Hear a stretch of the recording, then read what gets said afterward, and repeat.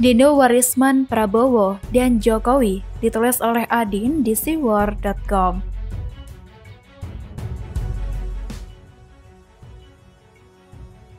Pilpres yang menegangkan tahun 2019 lalu memang sudah usai dan berhasil dilewati.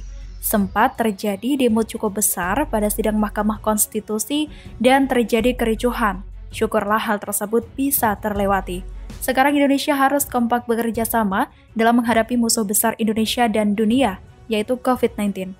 Pilpres 2019 sangat menegangkan, karena hanya diikuti dua pasang capres dan cawapres terkuat. Oleh karena itu terjadi polarisasi ekstrim, sehingga menimbulkan ketegangan bahkan kerusuhan. Para pendukung 01 dan 02 begitu fanatik menjagokan jagoannya untuk memenangi kontestasi.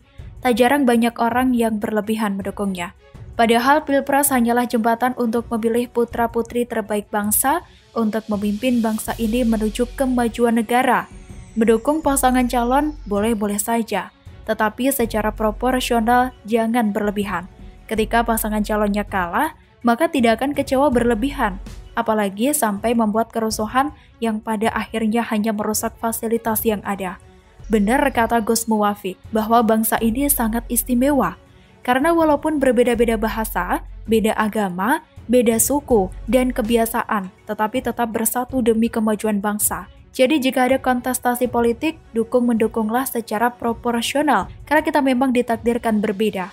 Setelah semuanya selesai, pilkada selesai, pemilu selesai, bahkan pilpres selesai, kita kembali menjadi masyarakat yang bekerja dan berbakti demi kemajuan bangsa. Untuk itu, puisi Nino Warisman, ya Allah jangan sampai kita kalah, karena hamba-Mu ini khawatir jika mereka menang, tidak ada lagi yang menyembah-Mu ya Allah.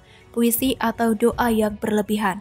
Dan lihatlah sekarang ini, dulu masa pilpres para pendukung 01 dan 02 begitu sengit, bertikai, bahkan saling caci maki, saling menyalahkan. Padahal capres dan cawapresnya biasa saja, tetap menjaga sopan santun dan kehormatan. Bahkan hebatnya mereka yang sebelum lawan, sekarang menjadi kawan, bahu-membahu bekerja sama demi kemajuan bangsa. Jokowi dan Kiai Haji Ma'ruf Amin berhasil menjadi pemenang di Pilpres 2019. Tetapi, mereka juga mengajak lawannya Prabowo dan Sandiaga Uno masuk kabinet. Sekarang, Prabowo Subianto bergabung ke kabinet Jokowi dan menjabat sebagai Menteri Pertahanan. Begitu juga dengan mantan Cawapres Sandiaga Uno, kini menjabat sebagai Menteri Pariwisata dan Ekonomi Kreatif. Pihak-pihak yang begitu keras untuk memenangkan Prabowo Sandi seolah kaget dengan kondisi ini. Mereka hanya bisa bengong, melongo tanpa kata. Loh, kok bisa? Terus kita jadi apa dan ngapain? Tragis tapi juga lucu, WKWK. Prabowo dan Jokowi beberapa kali terlihat mesra berdampingan. Kabar terbaru, Menteri Pertahanan Prabowo Subianto mendampingi Presiden Joko Widodo meninjau proses pembangunan ibu kota negara baru di Kalimantan Timur. Prabowo mendukung Jokowi dalam rencana pemindahan ibu kota negara itu. Prabowo menyebut pemindahan ibu kota negara dari Jakarta ke Kalimantan Timur merupakan langkah strategis. Menurutnya, hal itu demi memisahkan pusat pemerintahan dengan pusat industri dan perdagangan. Masa Pilpres, isu pemindahan ibu kota baru ini sering dijadikan komoditas protes dari pihak oposisi. Banyak pihak kontra dengan isu ini dan menilai bahwa pemindahan ibu kota hanya sebagai ide ambisius dari Presiden Jokowi, mengada-ada dan terkesan memaksakan. Bahkan ada wanita muda yang cukup populer yang menilai bahwa rencana pemindahan ibu kota merupakan indikasi bahwa Presiden Jokowi tidak sanggup lagi mencari solusi kemacetan di Jakarta dan masalah-masalah lain di ibu kota. Apapun itu komentar yang kontra tidak menyorotkan niat Presiden Jokowi untuk memindahkan ibu kota. Rencana ini sebenarnya sudah terdengar sejak dulu.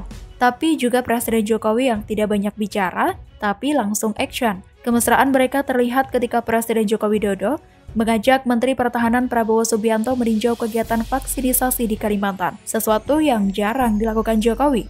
Saat PDIP dan Partai Gerindra menggelar pertemuan di Jakarta, ada beberapa dugaan yang bisa ditangkap dari pertemuan Jokowi Prabowo dan PDIP Gerindra. Pertama soal pemilu 2024. Pertemuan ini seolah menjadi sinyal, indikasi bahwa PDIP akan berkoalisi dengan Partai Gerindra. Bukan tidak mungkin kejadian dahsyat akan terjadi. Usul dari M. Kodari sebagai Direktur Eksekutif Indobarometer agar Jokowi bisa 3 periode dan cawapresnya Prabowo Subianto bukan tidak mungkin terwujud.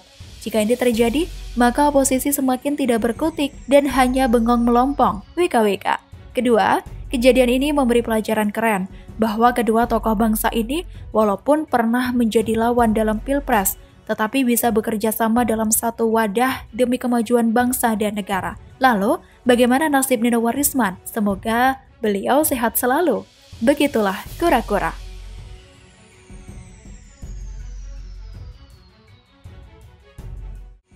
Gerindra siap pasang badan untuk Jokowi, PDIP diolok-olok, ditulis oleh Panjatha dari siwar.com.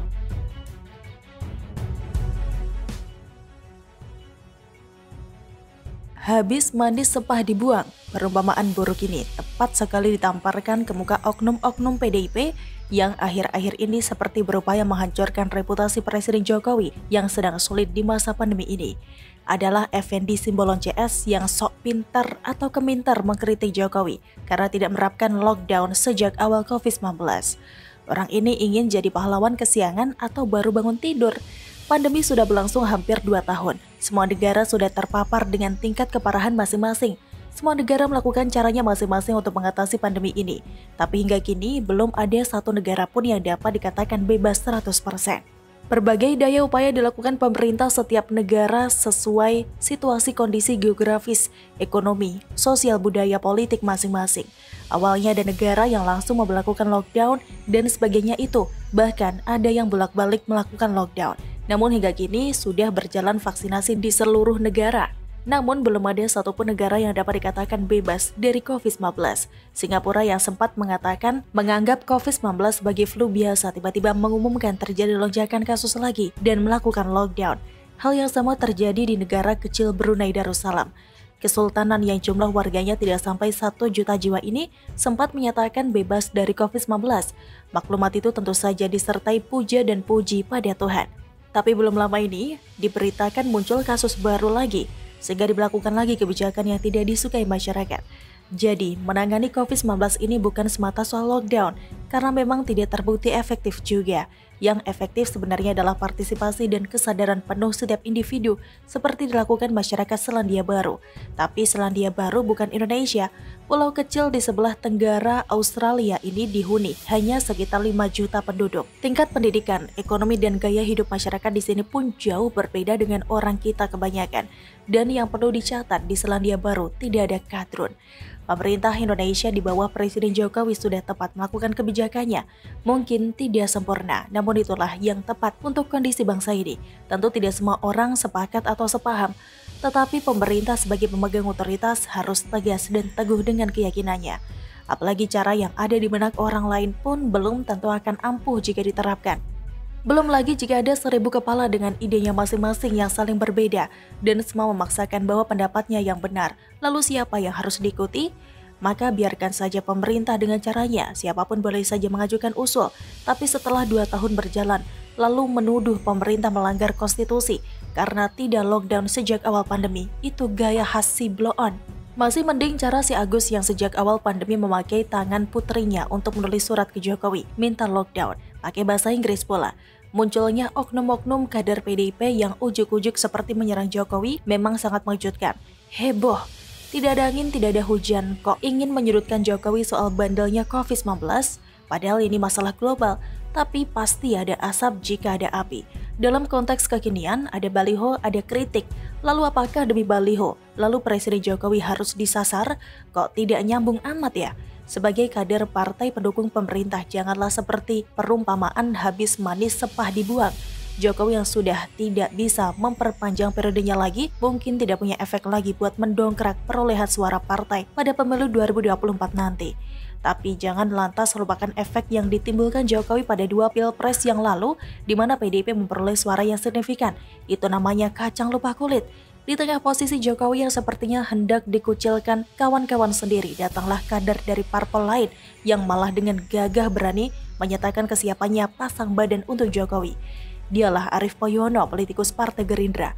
orang yang kelihatannya sudah bertobat dari berbagai kebohongan politik beberapa waktu lalu itu kini memberikan pembelaan kepada Jokowi yang sedang diserang oleh oknum politisi senior Banteng. Kata si Arief, pemerintah mempunyai sederet alasan sehingga tidak menerapkan lockdown di masa pandemi ini. Arief menilai bahwa permintaan Effendi Simbolon DKK soal lockdown itu kurang pas dan tidak mencerminkan sikap sebagai anggota koalisi pemerintah.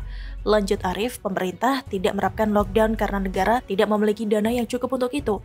Masih menurut Arief, apabila lockdown diberlakukan, maka dalam hitungan minggu Jokowi digulingkan. Penulis sebagai simpatisan PDIP sejak zaman bahela sangat malu oleh sikap dan statement Arief Poyono ini. Dia yang adalah kader partai lain yang kebetulan berkoalisi dengan pemerintah tapi malah berpikiran untuk menjaga dan melindungi pemerintah Jokowi dari serangan para oposisi dan lawan-lawan lainnya yang sejak dulu tampak buas dan bernafsu menghabisi Jokowi. Kini justru para kader partai pendukung sendiri yang sepertinya hendak menjerumuskan Jokowi supaya dihabisi oleh lawan-lawan politiknya jika dia menerapkan lockdown. Seorang kader Gerindra tampil membela Jokowi pada saat seperti ini, bahkan menyatakan siap pasang badan. Hal itu sama saja dengan PDIP sedang dijadikan bahan olok-olok dan diajari tentang bagaimana cara berpolitik yang baik dan benar oleh kader parpol lain. Sungguh memalukan. Bagaimana menurut Anda?